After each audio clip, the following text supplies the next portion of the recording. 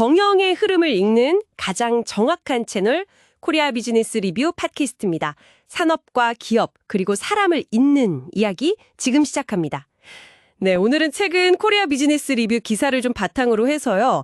그 중국 전기차 시장의 위기 신호들, 특히 세계 1위 BYD 딜러사들의 연쇄 파산 문제를 한번 심층적으로 살펴볼까 합니다.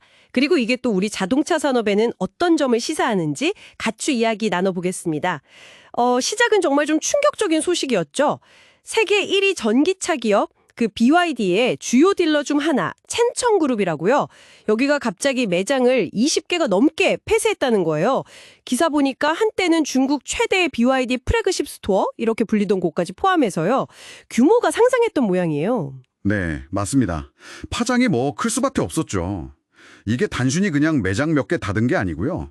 그 차량 대금을 미리 낸 고객들, 또 수백 명의 직원들 피해까지 막 발생하면서 제2의 홍다 사태 아니냐 이런 말까지 나왔습니다. 제2의 홍다요?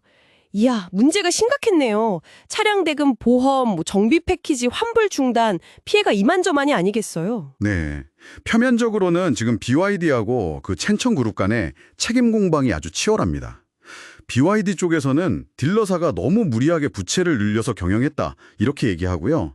딜러사 쪽에서는 BYD가 갑자기 정책을 바꿔서 자금 압박이 왔다 이렇게 서로 다른 주장을 하고 있죠. 서로 내탓 공방이군요. 근데 사실 더 중요한 건요. 이게 첸청그룹만의 문제는 아니라는 점입니다. BYD 전국 딜러가 한 4,000개 정도 되는데 이 중에 상당수가 비슷한 어려움을 겪고 있다고 알려졌거든요. 정말요? 이게 그럼 단순히 한 회사의 문제가 아니라 말씀하신 대로 좀 구조적인 위기 상황으로 봐야겠네요. 그렇죠.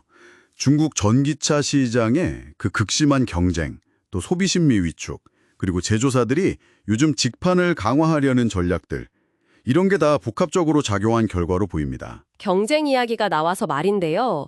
그 가격 경쟁 정말 살인적이더라고요. 자료 보니까요. BYD가 어떤 모델은 34%까지 할인하고 테슬라도 가격 내리고. 와. 네, JP모건 자료 보면 작년 4월 중국 자동차 시장 평균 할인율이 16.8%였어요. 사상 최고치죠.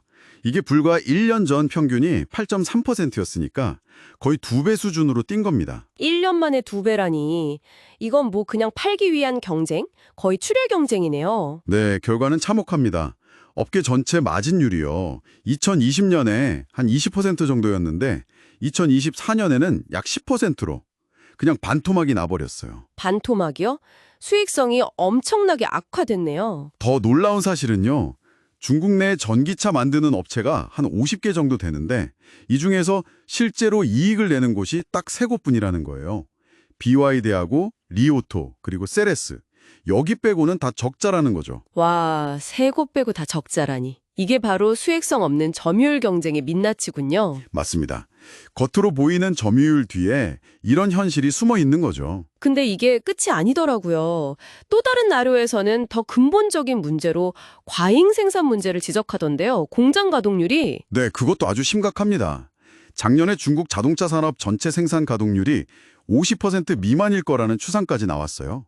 그러니까 공장 절반 가까이가 그냥 놀고 있다는 의미입니다. 절반이요? 이야, 수요 예측을 잘못했거나 아니면 투자가 너무 과했던 걸까요? 둘 다겠죠.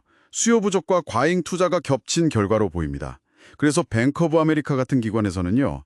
이런 수요 부족이랑 극단적인 가격 인하 때문에 결국 대규모 통합, 즉 구조조정이 불가피할 거다. 이렇게 보고 있습니다. 구조조정이요? 그 보고서 제목도 자동차 전쟁 2025던데 2029년까지 전례 없는 혼란을 경고했다는 내용도 있었고요. 네, 과거의 반도체 산업, 치킨 게임 같은 그런 상황이 자동차 산업에서도 벌어질 수 있다는 경고죠. 경쟁력 없는 업체들은 결국 도태되거나 흡수합병되거나 할 수밖에 없는 그런 상황으로 갈 거라는 분석입니다. 정말 심각한 상황이네요. 이런 중국의 상황을 보면 우리 국내 자동차 업계도 좀 배울 점 혹은 경계할 점이 많을 것 같아요. 자료들을 종합해 볼 때 어떤 점들을 좀 특히 주목해야 할까요? 네, 몇 가지 중요한 교훈이 있습니다. 첫째는 역시 그 딜러 네트워크 관리의 중요성입니다. 첸청 사태가 딱 보여주죠. 제조사랑 딜러 간의 관계가 안정적이어야 하고 딜러의 재무 건전성 관리, 이게 정말 필수적이라는 겁니다. 그렇죠. 딜러망이 무너지면 판매 자체가 흔들리니까요. 두 번째는 수익성을 무시한 점유율 경쟁은 결국 다 같이 어려워지는 길로 갈 수 있다는 점입니다. 공멸이죠, 공멸. 최근에 현대차그룹이 균형적이고 지속적인 성장을 강조했는데 이런 전략이 바로 이런 맥락에서 좀 의미가 있다고 봅니다. 아, 현대차의 그 전략이 이런 배경에서 나온 거군요. 마지막으로는요? 마지막으로는 과잉 투자의 위험성을 경계해야 한다는 겁니다. 시장 전망을 좀 신중하게 보고 단계적으로 확장 전력을 펴야지 중국처럼 무작정 늘리다가는 같은 전철을 밟을 수 있다는 거죠. 네, 딜러만 관리, 수익성 중심 성장, 신중한 투자. 정말 중요한 포인트들이네요. 근데 또 흥미로운 점은요, 이런 위기 상황 속에서도 BYD가 한국 시장 진출을 계속 추진하고 있다는 거예요. 올해 초에 진출해서 꽤 공격적인 확장 전략을 예고했잖아요. 네, 그 점이 참 아이러니하죠. 중국 본토 상황이 저런데도 불구하고 한국 시장은 계속 녹화하고 있다는 게. 하지만 본토 상황을 보면 한국에서도 비슷한 문제가 발생할 가능성, 이걸 염두에 두긴 해야 합니다. 그렇죠. 한국 시장이라고 다를 거라는 보장은 없으니까요. 근데 오히려 이게 또 한국 기업에게는 기회가 될 수도 있다고 봅니다. 중국 브랜드들이 막 가격 경쟁에 매몰되어 있을 때 우리는 뭐랄까 품질이나 서비스, 또 브랜드 가치 같은 걸로 차별화하면서 시장 우위를 확보할 전략을 고민해 볼 수 있는 거죠. 아, 위기 속에서 기회를 찾을 수도 있다. 이런 관점이군요. 품질과 서비스로 승부한다. 네, 가격보다는 가치 경쟁으로 가는 거죠. 네, 오늘 이야기를 나눠보니 챈청그룹 파산으로 드러난 중국 전기세 시장의 위기라는 게 단순히 한두 기업의 문제가 아니라 그동안의 급격한 확장, 또 출혈 경쟁, 과잉 투자가 만들어낸 어떤 구조적인 문제의 단면이라는 게 분명해 보입니다. 이제는 정말 물량 중심의 성장에서 좀 벗어나서 수익성과 지속 가능성, 이걸 함께 추구하는 지혜가 필요한 시점인 것 같네요. 중국의 위기를 좀 타산지석으로 삼아서 우리 한국 자동차 산업이 글로벌 경쟁력을 한 단계 더 높이는 계기로 만들 수 있을지 앞으로의 전략이 정말 중요해 보입니다. 오늘 저희가 함께 살펴본 이 이야기들이 앞으로 시장을 이해하는 데 조금이나마 도움이 되었으면 좋겠습니다. 혹시 이런 상황을 보시면서 전기차가 아닌 다른 산업 분야에서도 비슷한 성장통의 전조가 보이는 곳은 없을지 한번 생각해 보시는 것도 흥미로운 질문이 될 것 같네요. 오늘도 함께해 주셔서 감사합니다.